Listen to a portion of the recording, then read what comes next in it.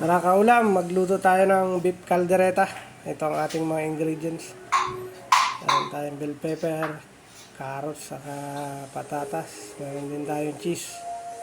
May reno, saka mamasitas. Para sumarap ang ating caldereta. Ayan, nahiwa na natin. Tapos ito, ginisa natin yung baka sa sibuyas bawang. Napalambot na natin yung baka dyan. Yan. Tapos yan, lagay natin ulit dyan sa sabaw niya.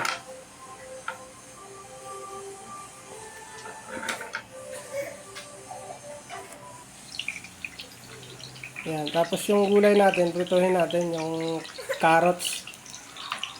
Yung carrots, prituhin natin siya. Para ano.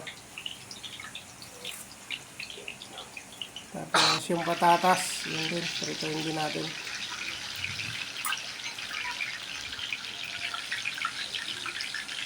Yan.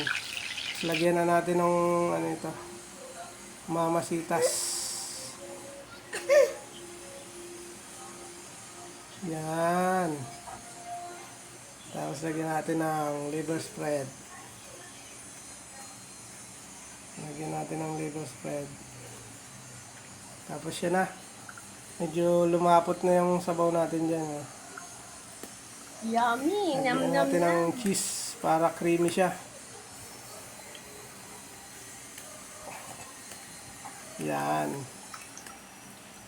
Creamy na yung caldereta natin.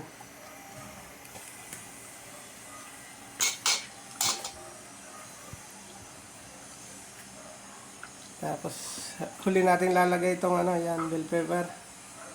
Lagyan na natin yung bell pepper dyan sa ating masarap na beef caldereta. Yan, mekos-mekos lang. Yan, meron na tayong masarap na beef caldereta. Sarap ng beef caldereta. Yan, tikman na natin yan.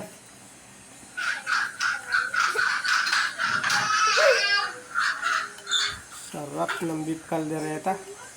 Yung beef natin, sakto lang yung ano, sakto lang yung lambot niya. Napalambot natin yung beef natin. Thank you, Lord. First bite.